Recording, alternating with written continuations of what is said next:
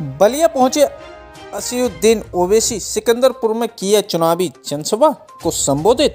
आपको बता दें कि यूपी में छठे चरण का प्रचार आज थम गया। वहीं बलिया के सिकंदरपुर विधानसभा में भागीदारी संकल्प मोर्चा के तत्वावधान में संयुक्त चुनावी रैली में पहुंचे असदुद्दीन ओवैसी ने भाजपा सरकार पर जुबानी हमला बोलते हुए जमकर निशाना साधा। कहा कि प्रधानमंत्री मोदी ने माता बहनों को 600 रुपये का राशन तो दे दिया, लेकिन मेरी माता बहनों से ये भी कहा कि 1000 रुपये का गैस सिलेंडर मुझसे खरीद लो। क्या कुछ कहा असदुद्दीन ओवैसी ने, आइए देखिए हमारी ये खास रिपोर्ट में।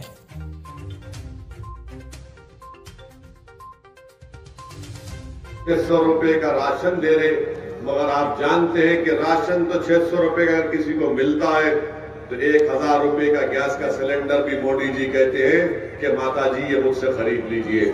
मेरे अजीज दोस्तों और बुजुर्गों, आप जानते हैं कि इस विधानसभा में बल्कि पूरे उत्तर प्रदेश में मोदी जी ने 7 साल से वो देश के प्रधानमंत्री है, मगर 7 साल के बाद देश के प्रधानमंत्री को सांड का मसला नजर आया। 7 साल तक मोदी जी चाय पीकर सो रहे थे दिल्ली में। अब अचानक उनको ख्याल आया कि सांड किसानों की फसल को खा रहा है।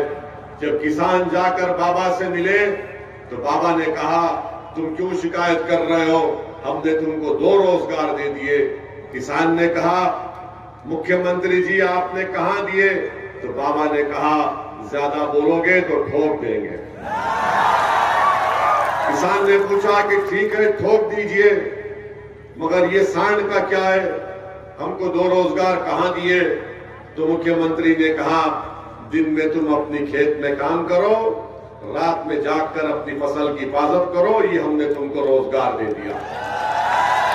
अब हम आपसे अपील कर रहे हैं कि जिन्होंने रोजगार के नाम पर आपको धोखा दिया, जिन्होंने महंगाई कम करने के नाम पर गरीबी आपका मुकद्दर बना दिया, आपके मासूम बच्चे और बच्चियों को शिक्षा का इंतजाम नहीं किया, वो अब आपके वोट के हकदार नहीं है।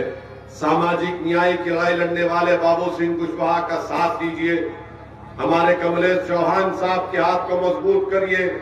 मेरे इज्जतदार मां और बहनों, ये लड़ाई आपको भी लड़ना है। अगर आप यहां से हमारे तमाम अशोक कुमार साहब जो सिकंदरपुर के प्रत्याशी इनको कामयाब करेंगे तो मुझे यकीन है कि वो गरीब और मजलूमों की एक आवाज बनकर उभरेंगे। अब तो हद ये हो गई कि प्रधानमंत्री जो अपने आप को चौकीदार बोलते थे, वो अब चौकीदार नहीं है, वो दिल्ली के बादशाह सलामत बन चुके हैं। ये बादशाह सलामत अब ये कह रहे हैं कि उत्तर प्रदेश की जनता ने मेरा नमक खाया है। आप बताइए, चौकीदार मालिक का नमक खाता है ना?